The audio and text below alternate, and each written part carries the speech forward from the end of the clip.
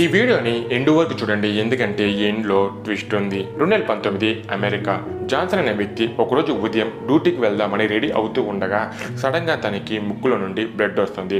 కానీ జాన్సన్ అప్పుడు దాన్ని పెద్దగా పట్టించుకోకుండా డ్యూటీకి వెళ్ళిపోతాడు. కరెక్ట్గా 3 వీక్స్ తర్వాత అతనికి డ్యూటీలో వర్క్ చేస్తూ ఉండగా మళ్ళీ ముక్కులో నుండి చెవుల నుండి బ్లడ్ కారి స్పాట్లోనే స్పృహ తప్పి పడిపోతాడు.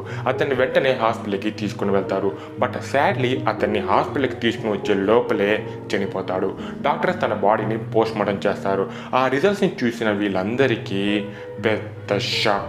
జాన్సన్ గత 20 సంవత్సరాలుగా సిమెంట్ ఫ్యాక్టరీలో వర్క్ చేస్తూ వచ్చాడు. బట్ అక్కడ వాళ్ళు ఇచ్చిన పీపీఈని సరిగ్గా వాడకపోవడంతో ఆ డస్ట్ అంతా తన లంగ్స్లోకి వెళ్ళి చివరికి క్యాన్సర్తో చనిపోయాడని తెలుస్తుంది.